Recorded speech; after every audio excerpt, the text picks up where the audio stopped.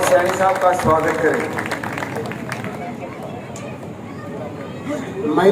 महिला मंडल महिला शक्ति 8 महिलाएं बुलाई थी मंच पे, 8 महिलाएं आ जाएगा।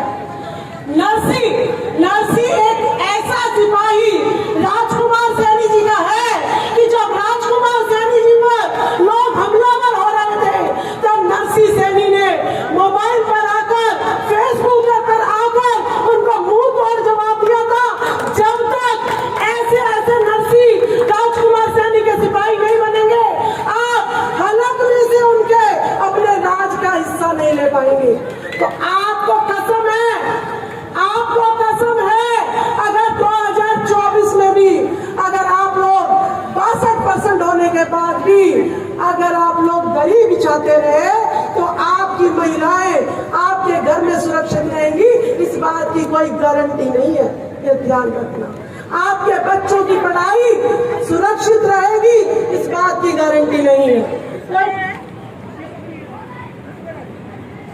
मेरी महिलाओं को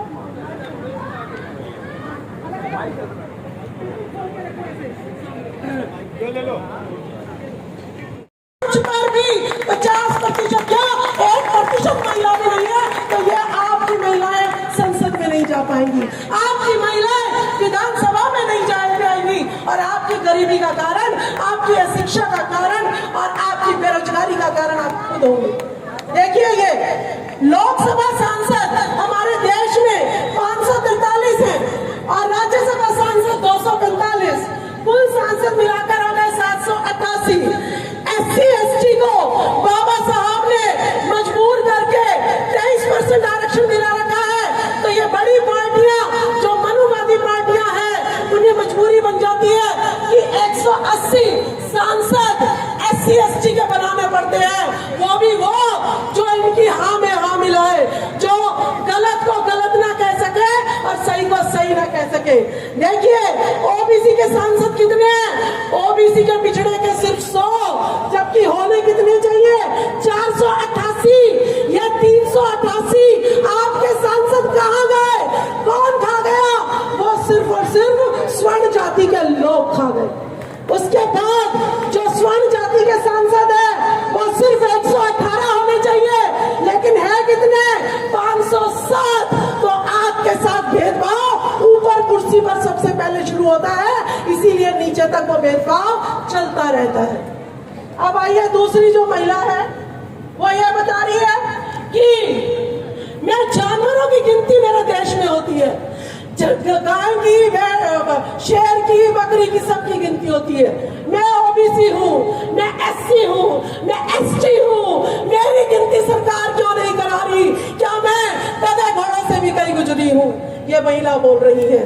तो जिसकी जितनी संख्या भारी उतनी उसकी हिस्सेदारी।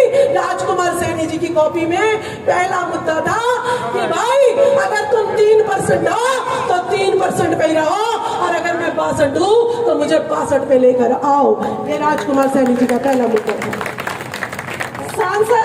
संसद विधानसभा में ओबीसी की महिलाएं 62% हक लेके रहेंगी, क्योंकि सावित्रीबाई फुले ने सिखा रखा है हमें कि साड़ी पर गोबर फेंको, कीचड़ फेंको, चाहे मुझे चरित्रहीन कहो, लेकिन शिक्षा तो मैं हर नारी तक पहुंचा के रहूंगी।